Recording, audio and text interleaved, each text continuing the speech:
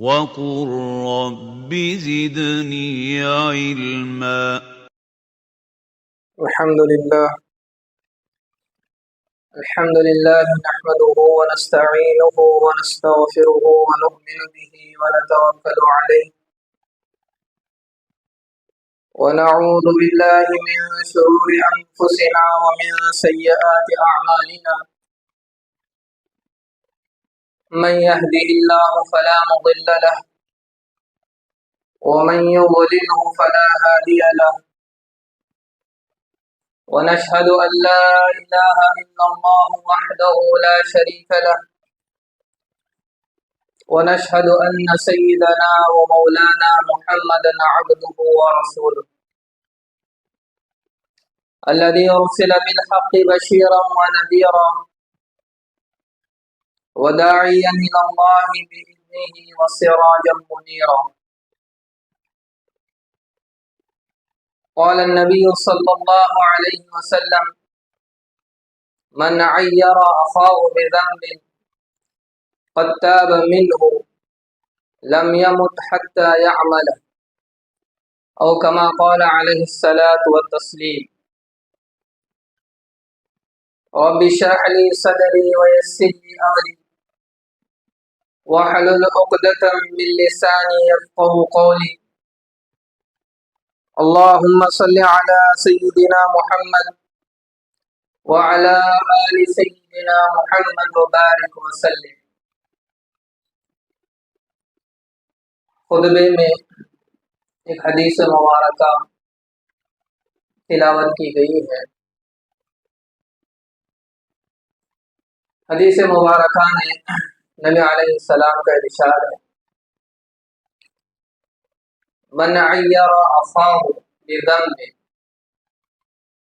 قد تاب منه لم يمت حتى يعمل. کہ تم میں سے کوئی شخص کسی دوسرے مسلمان کسی ایسے گناہ پر آر دلائے، کسی ایسے گناہ پر تانا دے جس گناہ کے تعلق سے اس نے توبہ کی، اس نے اللہ سے معافی مانگ لی، وہ توبہ کر چکا، اس پر آر دلاتا ہے، تو پھر نبی علیہ السلام نے فرمایا: لم یمت حتی یعمل. تو پھر وہ تانا دینے والا اس وقت تک نہیں مرے گا جب تک وہ خود اس گناہ میں مبتلا نہ ہو جائے. نبی علیہ السلام کے ارشاد پر غور کریں.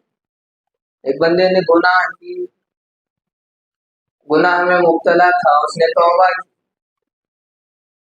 اور کوئی بندہ اسے اس گناہ پر آر دلاتا ہے، تو نبی علیہ السلام فرماتے ہیں کہ اس کے آر دلانے کی وجہ سے وہ شخص اس وقت تک نہیں مرے گا جب تک وہ خود اس گناہ میں مبتلا نہ ہو. اس کو یوں سمجھیں کہ ایک شخص کے تعلق سے ہمیں پتہ ہے کہ وہ کسی وقت گناہ میں مبتلا تھا، بے نمازی تھا، دین سے دور تھا، شرابی تھا، سودی کاروبار میں لگا ہوا تھا، چوری کرتا تھا، زنا کرتا تھا، کسی بھی گناہ میں مبتلا. اور ہمیں اب یہ بھی معلوم ہے کہ اس نے اس گناہ پر توبہ کی، اپنے اس جرم سے اس نے توبہ کی.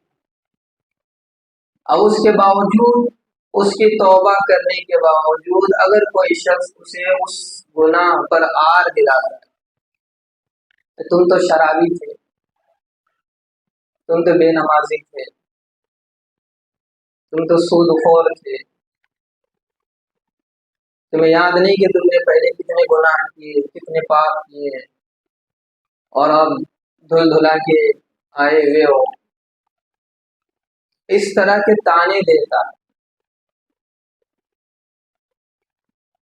جبکہ وہ گناہ سے اس نے توبہ کر لیا ہے، تو اس کا اس طرح اس شخص کو آر دلانا یہ خود بہت بڑا گناہ ہے،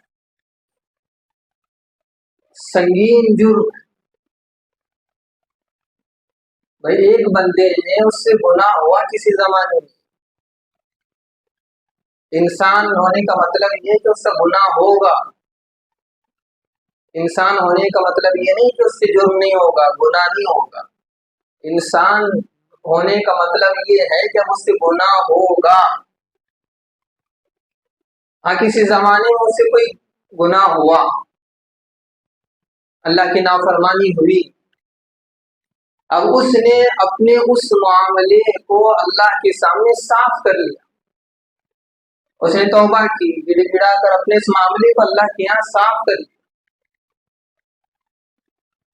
اور اللہ کا معاملہ یہ ہے کہ جب کوئی بندہ توبہ کرتا ہے تو اللہ پاک نہ صرف اس کی اس جرم کو معاف کرتے ہیں بلکہ نام اعمال سے اس کے اس گناہ کو بھی مٹھا دیتے ہیں۔ ایک ہے معاف کرنا اور ایک ہے نام اعمال کے درج کو بھی ختم کر دینا۔ اور اس سے بڑھ کر نبی علیہ السلام نے یہاں تک فرمایا کہ جب کوئی بندہ گناہ پر توبہ کرتا ہے، سچی پکی توبہ کرتا ہے، تو اللہ پاک گناہ لکھنے والے فرشتے سے بھی اس گناہ کو بلا لیتے کہ کل قیامت میں وہ گواہی نہ دے۔ اب جب بندے کے ساتھ اللہ کا معاملہ ایسا ہے اور اس نے اپنی صفائی بھی اللہ کے سامنے کر لی ہے، اس کے باوجود اس بندے کو گناہ پر آر دلانا، تانے دینا، یہ اللہ کی یہاں ناقابل برداشت بات ہے۔ اللہ کو یہ بات بہت ناگوار ہے۔ لیکن یہ تو اس شخص کے تعلق سے تھا جس کے تعلق سے ہمیں پتا تھا یہ فلاں زمانے میں اس نے یہ گناہ کیے تھے، یہ جرم اس نے کیے تھے، اور یہ بھی پتا تھا کہ اس نے اب معافی اس نے مانگ لی ہے، توبہ اس نے کی ہے۔ اب ایک وہ شخص ہے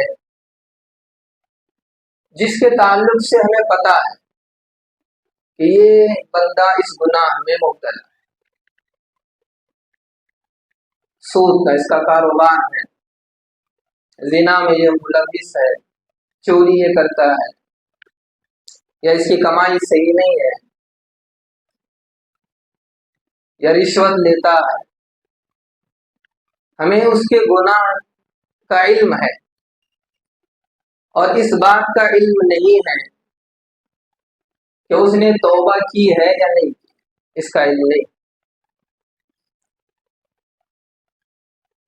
لیکن ایک مسلمان کو دوسرے مسلمان کے ساتھ یہ حسن ظن رکھنا چاہیے کہ ہو سکتا ہے کہ اس نے توبہ کر لی ہو، یا اس نے توبہ نہیں کی تو آئندہ کل کرے گا، یا آئندہ نہیں کل کو کرے گا، یا آئندہ کسی وقت وہ ضرور توبہ کر لے گا۔ ایک مسلمان کو دوسرے مسلمان کے ساتھ یہ حسن ظن رکھنا چاہیے، لیکن اس کے اس گناہ کی وجہ سے، اس کے اس عمل کی وجہ سے کسی دوسرے مسلمان کو یہ حق حاصل نہیں ہے کہ وہ اس کے اس گناہ پر اس کو تانا دے، یا اس کو عار دلائے، یا اس کو ذلیل و رسوا کرے، یا اس کو حقیر نگاہ سے دیکھے کہ بھئی تم تو فلاں کام کرتے ہو، تم تو بے نمازی ہو، تم تو دین سے دور ہو، فلاں ہو فلاں ہو۔ یہ کسی دوسرے مسلمان کو کہنے کا کسی مسلمان کو حق نہیں ہے۔ گناہ سے نفرت ہو، گناہ سے سخت نفرت ہو، سود سے نفرت ہو، چوری سے نفرت ہو، زنا سے نفرت ہو، رشوت کے معاملے سے نفرت ہو، جھوٹ بولنے سے نفرت ہو، دھوکہ دینے سے نفرت ہو، جتنے بھی برائیاں ہیں ان تمام سے نفرت ہونی چاہیے، لیکن گنہگار کی ذات سے اس گناہ کی وجہ سے کوئی دشمنی نہیں ہونی چاہیے، اس کی ذات سے کوئی معاملہ نہیں ہونا چاہیے۔ उस गुनाह की वजह से उसे हकीर और जलील नहीं समझना चाहिए। मासियत से नफरत हो, गुनाह से नफरत हो, लेकिन गुनहगार से नफरत ये नबी अलैहिस्सलाम की तालीम नहीं है कि उसके किसी गुनाह की वजह से हम उसकी जात को निशाना बनाए, उसके किसी गुनाह की वजह से उसकी जात को उछाले। ये नबी अलैहिस्सलाम की हरगिज़ तालीम नहीं है। उसको यूं एक मिसाल से समझ, एक आदमी मरीज है, बीमार है, और बीमारी उसकी बहुत सख्त है, कैंसर उसको हुआ है, या बहुत ऊंचे दर्जे का शुगर का वो शिकार है, टीबी उसको भी है, संगीन बीमारी का वो शिकार है। क्या अब कोई डॉक्टर उस मरीज को ये कहे कि भाई हमें तो कैंसर से नफरत है, टीबी से नफरत है और शुगर से नफरत है, लिहाजा चूंकि हमें उन बीमारियों से नफरत है और तुम उस बीमारी का शिकार हो तो हमें भी तुमसे नफरत है, हम आपका इलाज नहीं करें? कोई डॉक्टर ये कहेगा? कि डॉक्टर को उस बीमारी से नफरत है और होनी भी चाहिए, लेकिन क्या कोई डॉक्टर उस बीमारी की नफरत की वजह से उस अपने मरीज को ये कहे कि मैं आपका इलाज नहीं करूंगा, भाई आपसे भी नफरत? क्या घर वाले जिसको कोई बीमारी का शिकार है उस मरीज से कहें कि भाई हमें इन बीमारियों से नफरत है, लिहाजा तुम इस बीमारी का शिकार हो, लिहाजा हमें आपसे नफरत है, हम आपका कोई इलाज नहीं करें, आपकी तीमारदारी नहीं करें? घर वालों को भी पता है, डॉक्टर को भी पता है कि ये बीमारी संगीन है, बहुत संगीन है, उसके बावजूद डॉक्टर और घर वाले उस मरीज को काबिल रहम समझते हैं, काबिल तरस समझते हैं। बीमारी से तो नफरत कर रहे हैं, जिस बीमारी में वो शिकार है उससे उनके नफरत है, लेकिन उस बीमारी की वजह से वो मरीज को नफरत नहीं करेंगे, बल्कि वो इस निगाह से देखेंगे कि भाई ये तो उस बड़ी बीमारी का शिकार हुआ है, ये तो काबिल रहम है, काबिल तरस है। डॉक्टर अपनी पूरी सलाहियत लगाएगा,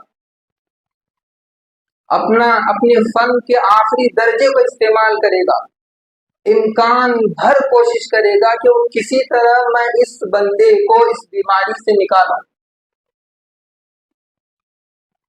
और घर वाले, माँ बाप, रिश्तेदार, दोस्त अहबाब, भाई बहन अपना सब कुछ खर्च करने के लिए तैयार हो जाएंगे, सब कुछ लुटाने के लिए तैयार हो जाएंगे कि बस वो किसी तरह इस बीमारी से निकला।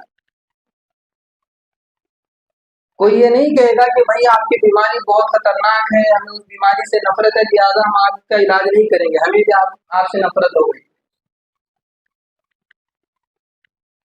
कोरोना के जमाने में बीमारी कितनी मोहलिक थी, हजारों लाखों लोग उसका शिकार हो गए, और सब जानते थे कि बीमारी मुतादी है, फैलने वाली है, दूसरे इसका शिकार होंगे।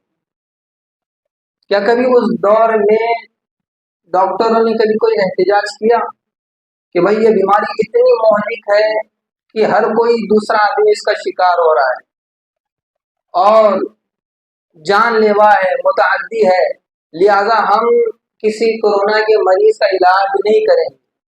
डॉक्टर ने कभी कहा?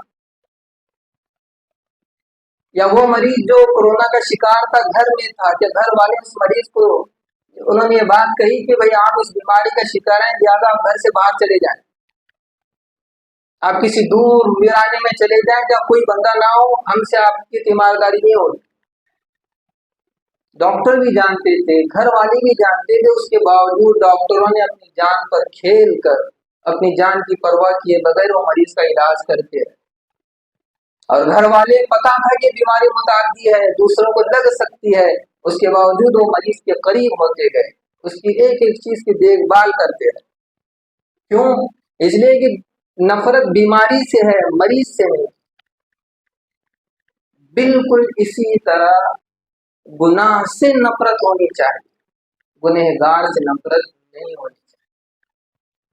گناہ سے نفرت ہو، شراب سے، سود سے، چوری سے، زنا سے، رشوت کے معاملے سے، سود سے، جتنی برائیاں ہیں اس سے نفرت ہو، لیکن گنہگار سے نفرت نہ ہو. بھائی گنہگار کو اس نظر سے دیکھیے کہ بھائی وہ تو قابل رحم ہے، قابل ترس ہے، کہ بیچارہ کسی معاملے کی وجہ سے وہ چوری کرنے کی عادت اس سے پڑ گئی ہے، اصول کے معاملے میں پڑا ہوا ہے، رشوت کے معاملے میں پڑا ہوا ہے. جس طرح اس مریض کے لیے دعائیں کی جاتی ہیں کہ اللہ کسی طرح اس مرض سے اس کو نکال دے، اسی طرح گنہگار کو کے تعلق سے ہمیں دعائیں کرنی چاہیے، اسے پیار اور محبت سے سمجھانا چاہیے کہ بھائی تم جس کام میں ہو اس کا انجام برا ہے، اس کا انجام ہلاکت ہے. پیار اور محبت سے اس کو سمجھانا چاہیے، یہ نہ کہ اس سے نفرت کی جائے. یہ تو مسلمان کے ساتھ تھا. کافر کو بھی اس کے کفر کی وجہ سے اس کی ذات سے نفرت نہیں ہونی چاہیے. کوئی مشرک ہے، اس کے شرک کی وجہ سے اس کی ذات سے نفرت نہیں ہونی چاہیے. یقیناً کفر ایک بری چیز ہے، بہت بڑا جرم ہے. کفر سے نفرت ہو، شرک سے نفرت ہو، ظلم سے نفرت ہو، لیکن اس نفرت کی وجہ سے اس کی ذات سے نفرت نہ ہو. آپ دیکھیں نبی علیہ السلام کی زندگی، چاہے وہ مدینے کی ہو یا مکی کی زندگی، اس زندگی میں کفار مکہ نے نبی علیہ السلام کو کس قدر ستایا، کس قدر ظلم برپا کیا گیا، کس طرح اذیتیں آپ کو دی گئی. ایک موقع پر نبی علیہ السلام نے فرمایا کہ جس قدر مجھے ستایا گیا، مجھے تکلیفیں دی گئی، کسی اور نبی کو اتنا ستایا نہیں گیا. اس قدر نبی علیہ السلام کو اذیتیں، آپ کے راستے میں کانٹے بچھائے جاتے،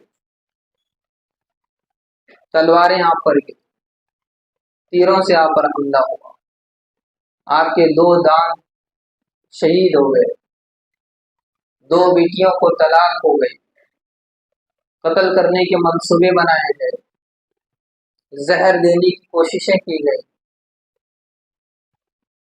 3 سال تک مسلسل آپ کا بائیکاٹ کیا گیا، ملنے جلنے سے روکا گیا، بھوک اور پیاس سے آپ کو ستایا گیا،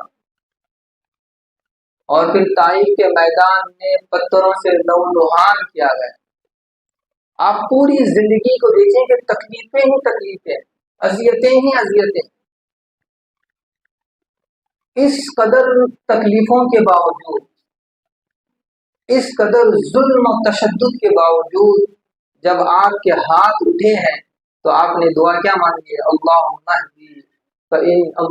اہدی قومی فإنہم لا یعلمون. اللہ میری قوم کو ہدایت، انہیں حقیقت کا علم نہیں ہے. ان کے ظلم کے باوجود، ان کے کفر کے باوجود، ان کے شرک کے باوجود، ان کے تکلیفیں پہنچانے کے باوجود آپ نے کبھی ان کی ذات سے نفرت نہیں کی. آپ نے کبھی ان کے لیے بد دعا نہیں کی کہ اللہ ان کو ہلاک کر دے، بلکہ اتنی تکلیفوں کے باوجود، ان کے کفر اور شرک کے باوجود آپ نے دعا کی اللہم اہدی قومی، اللہ میری قوم کو ہدایت دیے نہیں جانتے.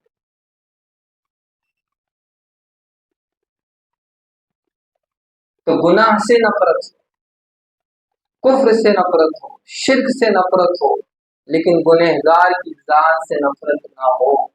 جس طرح بیماری سے نفرت ہوتی ہے، مریض سے نفرت نہیں ہوتی.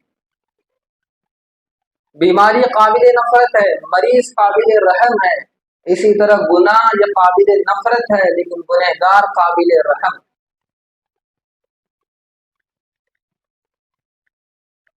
حضرت شفیع تھانوی رحمہ اللہ فرماتے ہیں کہ میں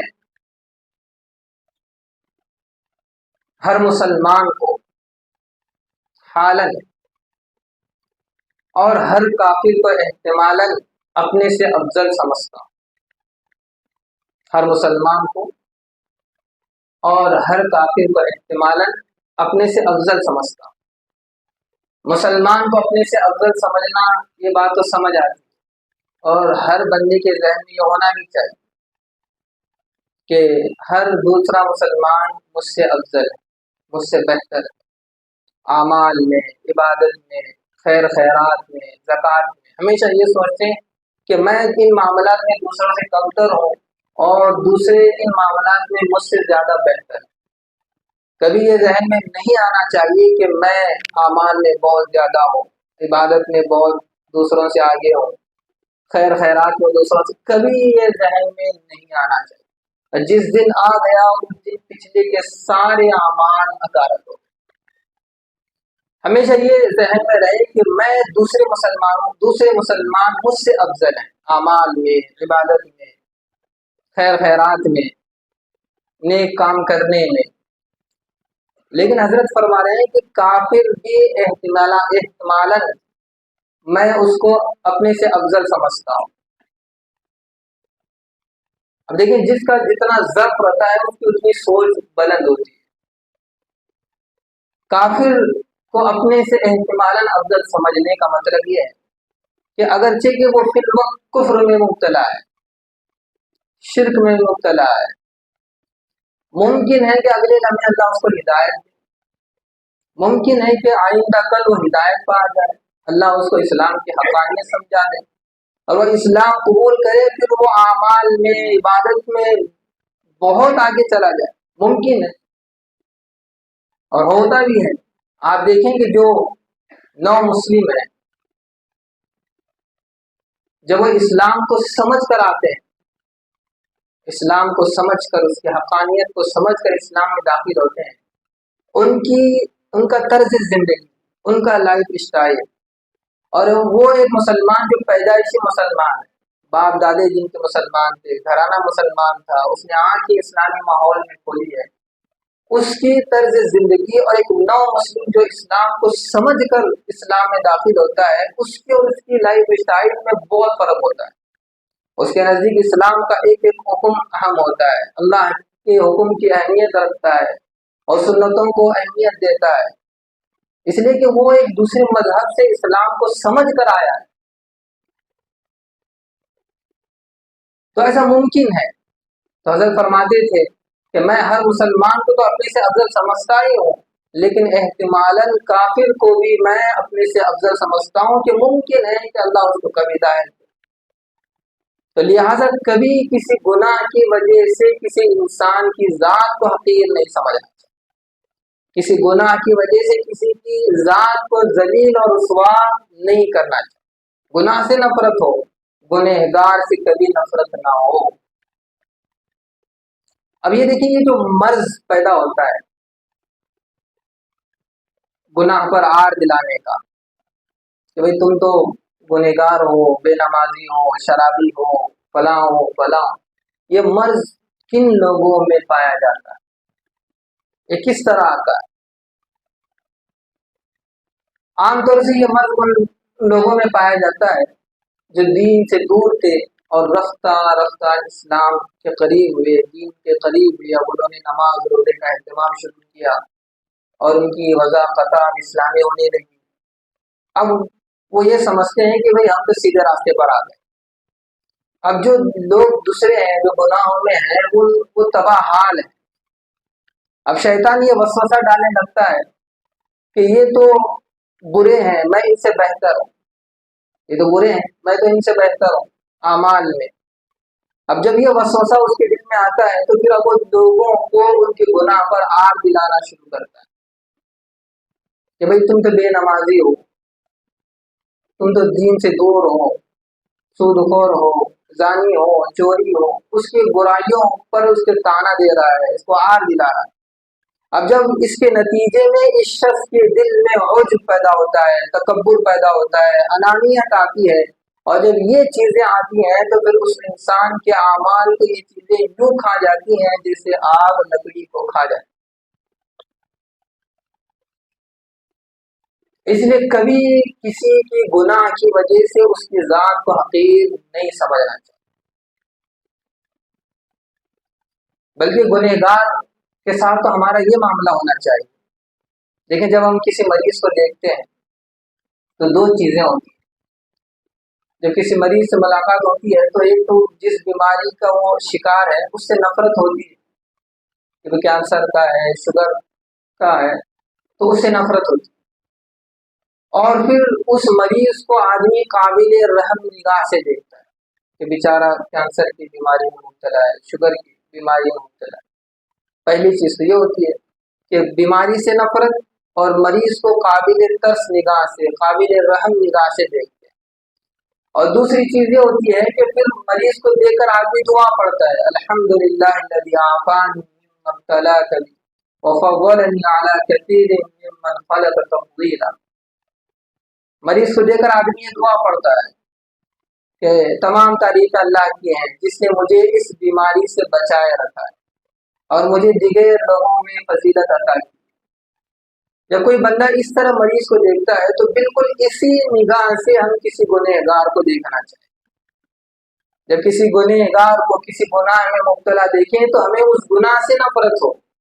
کسی کو سود کے معاملے میں دیکھ رہے ہیں تو سود سے نفرت ہو، لیکن ساتھ ساتھ اس شخص کو قابل رحم نگاہ سے دیکھیں کہ بیچارہ کس خطرناک برائی میں پھنسا ہوا، چوری کر رہا ہے، چوری سے نفرت ہو، اور ساتھ میں اس شخص پر رحم ہو کہ وہ بیچارہ کس برائی میں پھنسا ہوا ہے، اور اسے محبت کے ساتھ، شفقت کے ساتھ، پیار سے اس برائی کی ہلاکت کو بتائیں کہ بھائی آپ کس غلط کام میں پڑے ہوئے ہیں، اس کا انجام کیا نہیں ہونے والا ہے۔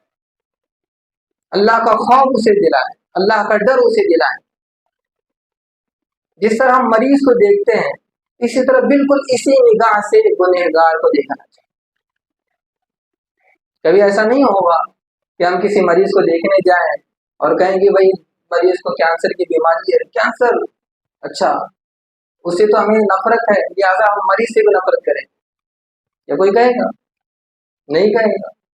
تو اسی طرح جب کسی شخص کو ہم گناہ میں دیکھیں تو گناہ سے نفرت ہو، اس شخص کو قابل رحم نگاہ سے اور اسے بچائیں، اس چیز سے ترغیب دیں، اس کے لیے دعا کریں جس طرح ہم مریض کے لیے دعا کرتے ہیں کہ اللہ اسے شفا عطا فرما۔ اسی طرح اس گنہگار بندے کے لیے دعائیں کرنی چاہیے کہ اللہ بیچارہ اس گناہ میں مبتلا ہے۔ دیکھیں کوئی آدمی اپنی طاقت سے گناہوں سے نہیں بچ سکتا۔ اگر ہم گناہ سے بچے ہوئے ہیں تو محض اللہ کی توفیق ہے، محض اللہ کی توفیق۔ ہم اگر گناہ سے بچے ہوئے ہیں تو یوں سمجھے کہ ہمیں موقع نہیں مل رہا ہے۔